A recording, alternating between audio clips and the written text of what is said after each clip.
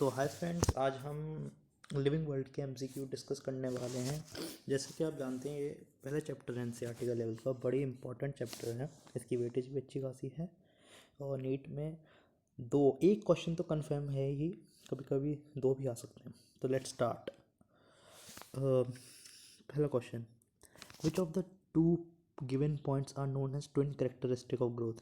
A, increase in mass, increase in number of individual, third cello organisation and cello differentiation. तो जैसा कि पता है एनसीईआरटी में क्लियर लिखा हुआ है कि increase in mass and increase in number of individual are the twin characteristic of growth. तो ये ऑप्शन कौन सा है, फर्स्ट एंड सेकंड? तो करेक्ट ऑप्शन हो गया ए। तो ए आंसर है इसका। नेक्स्ट क्वेश्चन है ये, इन प्लांट ग्रोथ अगर at dash where is an animal at occurs. तो वो जैसे कि आप जानते हैं कि प्लांट में जो ग्रोथ होती है वो थ्रू आउट द लाइफ होती है, plant throughout the life grow करते हैं, लेकिन एनिमल है वो only up to a certain age. तो continuously an animal only up to certain age, B option is correct, B.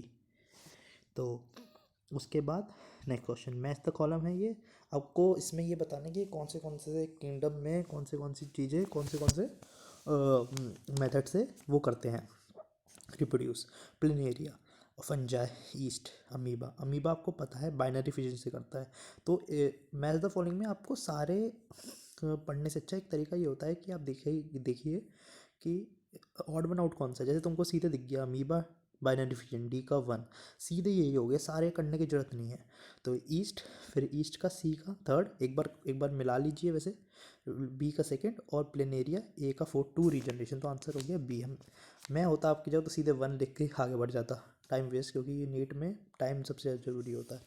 उसके बाद the statement nothing lives forever yet continues illustrate the role of reproduction.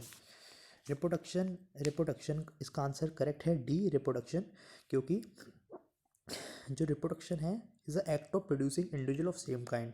एक तरह से species को आगे बढ़ाने का तरीका है। तो एक बंदा रह नहीं रहा yet it continues signifies the importance of reproduction. Which of the following group of organism multiply fragmentation. तो आपको इसमें बताना है कि कौन कौन फ्रेगमेंटेशन से करवाते हैं। ए, जैसे इसका करेक्ट आंसर है फंजाई फिलामेंटस सेल के प्रोटिनम मॉश। एनसीईआरटी के शायद ये सेकंड पेज पे क्लियरली मेंशन एग्जांपल ये आपको याद करने हैं, फंजाई फिलामेंटस सेल के प्रोटिनम एंड मॉसेस। ठीक है, तो let's start. Seventh question, reproduction A, reason and assertion. Reason assertion आपको पता ही है, statement 1 is correct and statement 2 is correct. दोनों करेक्ट हैं और दोनों रीज़न भी हैं एक दूसरे के। तो फर्स्ट करेक्ट है, रीज़न नहीं है सेकंड। अगर स्टेटमेंट 1 करेक्ट है, 2 करेक्ट नहीं है तो थर्ड, और अगर स्टेटमेंट 1 ही करेक्ट नहीं है तो फोर्थ। तो reproduction can not be defined as the property of living organism. तो reproduction can not be considered defining property of organism. पहला, there are many living organism who does not produce.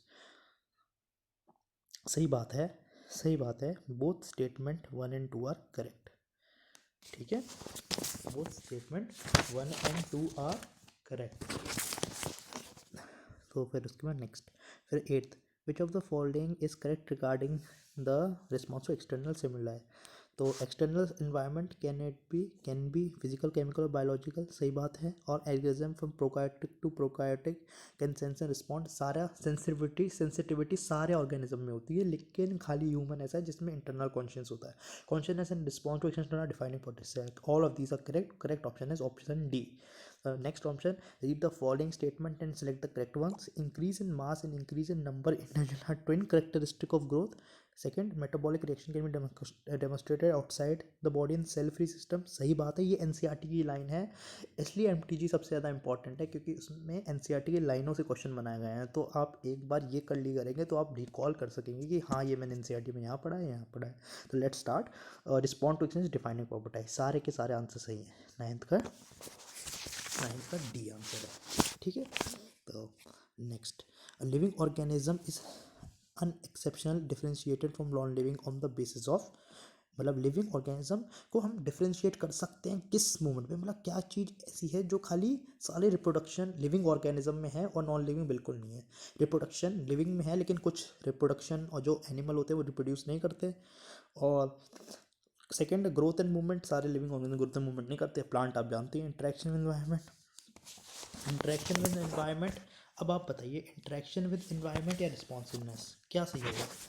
Interact with environment सब करते हैं, लेकिन जो responsiveness है वो non living का एक्सक्लूसिव फीचर है। तो ये इसका आंसर जो होगा, इसका आंसर होगा, इसका आंसर है डी, डी।